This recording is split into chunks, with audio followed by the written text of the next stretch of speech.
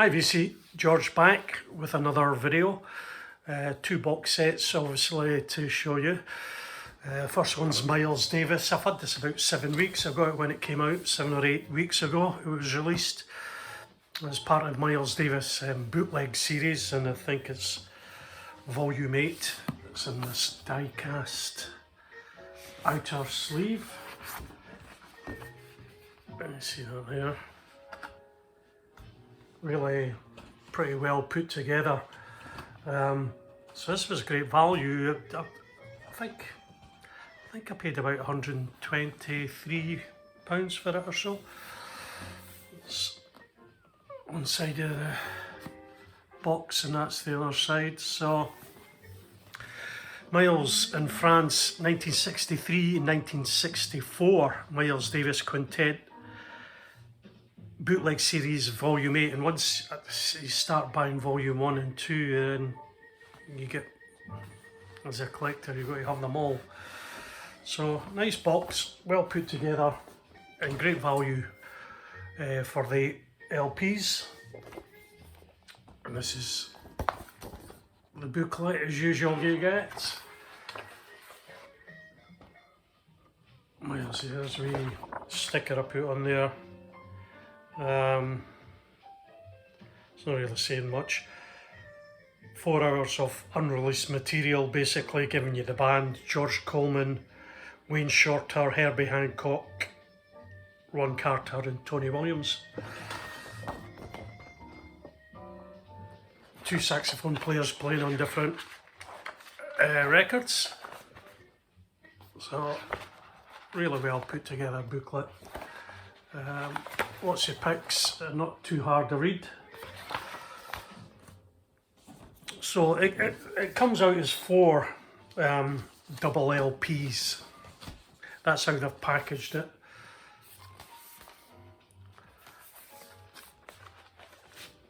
There's Tony Williams and drums on the Columbia label. Yeah, double album. So these were recorded at the Mundial Jazz Festival in Entebbe's Jean Lee Pins, and they were done over 3 of the double albums were recorded with George Coleman on saxophone, and I thought we would have got Wayne Shorter on that one. He's not on this album. Yeah, I think the 27th, 28th and 29th July 1963. You see George Coleman. Recording quality is pretty good. I think French radio broadcasted most of this at the time. And the songs on here are standards that Miles played: Bye Bye Blackbird, So What, Stella by Starlight and Walking are more or less the tracks on this album. So that's one. That was the 27th, oh, 2 then 27th. That first one was 27th to 28th. This one's the 27th of July.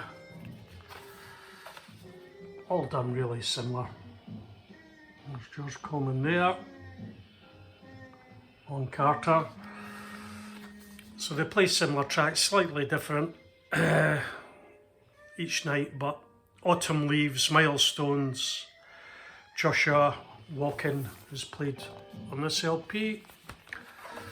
So really good quality, good sound for £125. Third album, same band, Next Again Night. This was the first one, the 26th. So it's 26, 27, 28 July 1963. And again, it's all fairly the same. Is that Wayne Shorter there again? Certainly looks like Wayne Shorter, but he's not playing on these first 3 albums. Then they come back to France about 6-7 months later, and they play the Paris Jazz Festival, and the 1st of January 1964, and this is when Wayne Shorter joins the band, and you can hear just, that's it playing in the background there. Hear the difference, just the step up in material and sound. The band getting better. Autumn Leaves again, So What, Stella by Starlight, so we're 6-7 months down the line. My Funny Valentine, still playing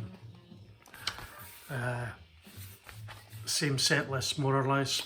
Good quality. Hopefully there's not another bootleg album for a while to come. Quite pleased with that, or very pleased. Next one I got was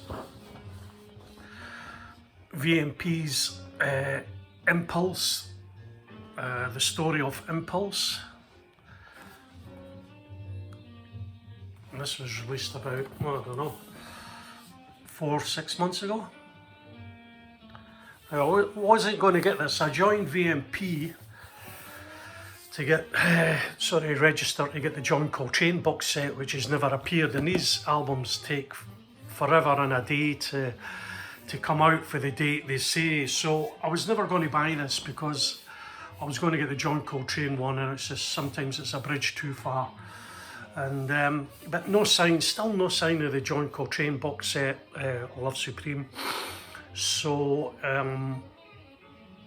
this one came up on eBay. Now, as you know, the VMP members, you get VMP price, members price, and free postage in the UK. It was brilliant, and obviously they cancelled our membership to foreign bodies.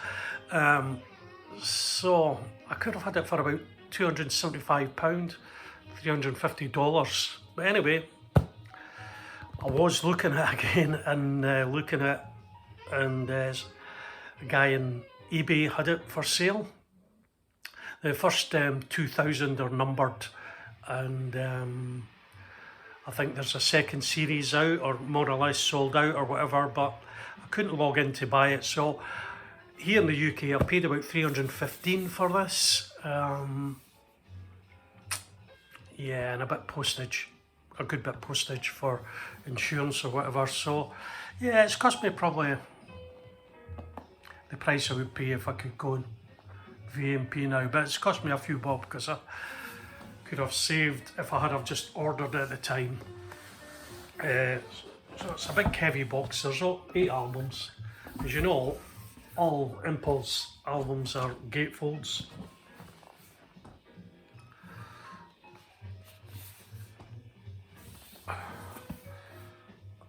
I do love the Impulse label, so it was always not too much of a problem. Usual booklet. Now the booklet gives you a brief history of Impulse Records. Not too long, a couple of pages. Never do this very well. Story of Impulse, and then it covers a page each on each performer. LP. So maybe there's albums there that maybe should have been in or whatever, a couple of surprises. I think that's why I never dived at first thing. I had 3 of the LPs anyway.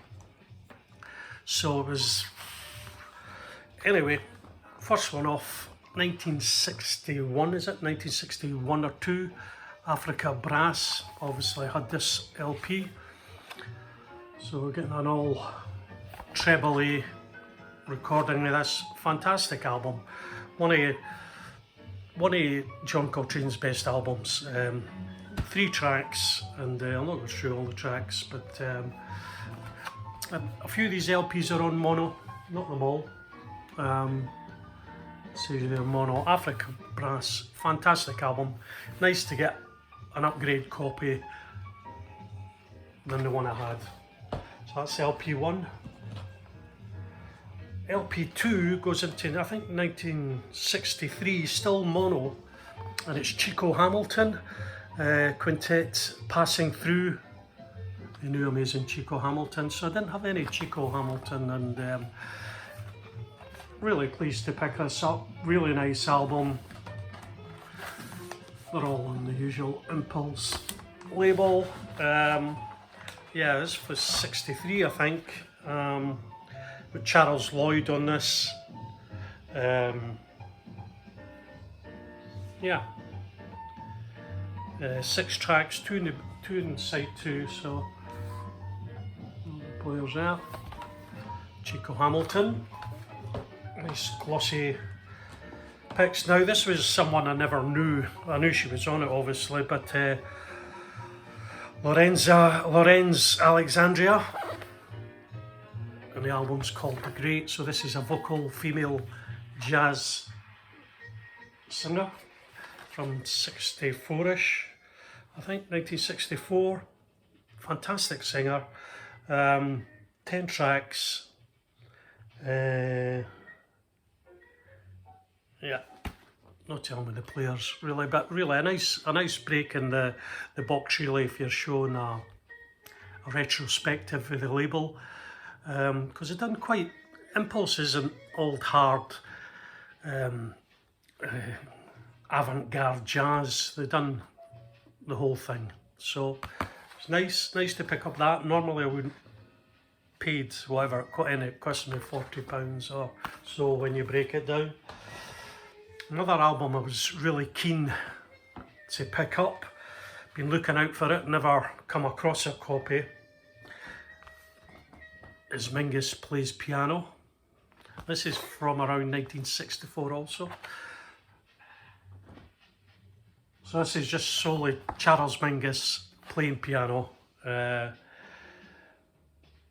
6 tracks on side 1 and 5 on side 2, so they're pretty short. It's just Charles Mingus hammering away, so it's nice to have an album with Charles Mingus. That I think this was maybe one of the first and only. There might have been others. He played solely piano, so nice to pick up this Mingus Plays Piano. Next off we have Gabor Szabo, Jazz Raga, 66 this may have been. Wee band there, so Hungarian gypsy guitarist. He's infusing a bit, obviously raga Indian sounds, but there's no Indian musicians on this, so it's fairly westernized, and he plays a bit sitar in some tracks. So it's 6 tracks on side 1, 5 tracks on side 2. Really enjoy it. Great guitarist. Really enjoy that. I love the guitar, and it's not your Grant Green guitar. It's a wee bit, sounds a wee bit more a wee bit more 70s or out there. Who else is on this?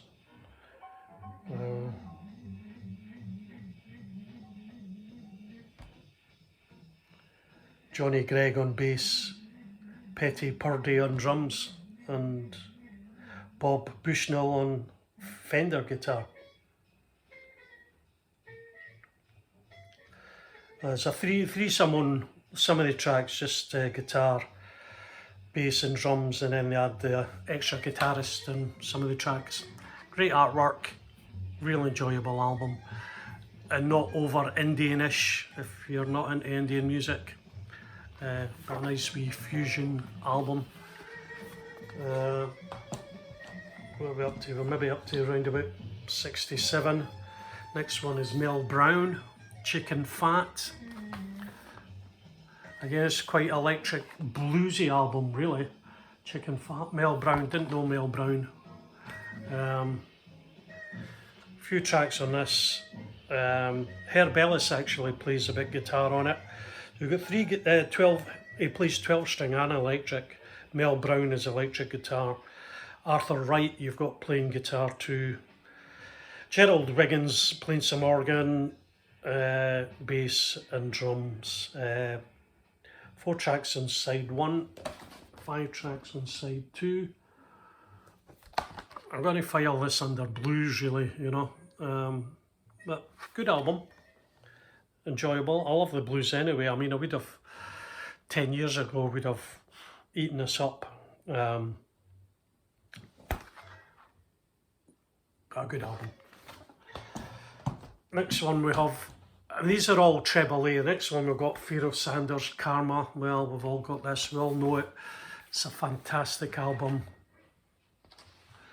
Been released a couple of times now in recent times. I think the analog tapes have been put to digital high res. It's really, sounds really good. Yeah, Karma, what can we say about it? Fantastic album, spiritual jazz. But it goes spiritual, a wee bit like John Coltrane, obviously. John Coltrane was his master almost, and took him down a path, so leads you in, goes to like hell or wherever and comes back out again. On the album, Fear of Sanders, Richard Davis is on bass, quite a few players. James Spalding, Reggie Workman, yeah. Anyone else? Ron Carter plays a bit bass. So there's like two bands on it. It's only like 3 tracks, I think. Only 3 tracks. Karma on side 1 and 2 tracks on side 2.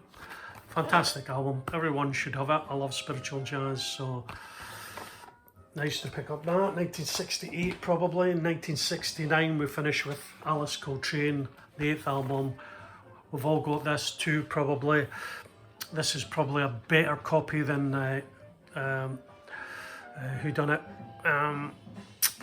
Third Man Records, not that long ago, a couple of years ago, released it. I think it was Third Man, on the Verve series.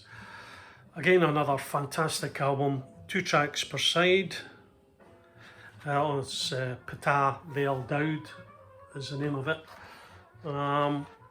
Players, I was got Fear of Sanders again. Joe Henderson plays a bit, Ron Carter. Fantastic album, really enjoying this album, and one of Alice Coltrane's best albums. Again, put to digital, I think because of the state of the tapes. Fab album. So that's it. 2 box sets, which I just got about a week ago. Yes, did I say the number on this was 249 out of 2,000. And obviously if they've done a second run, won't be numbered. So yeah, great albums. I've got 3 albums to sell to help pay for it a little. Okay, so hope everybody's well. Thanks for supporting my channel, and I'll catch you around later. Cheers and bye.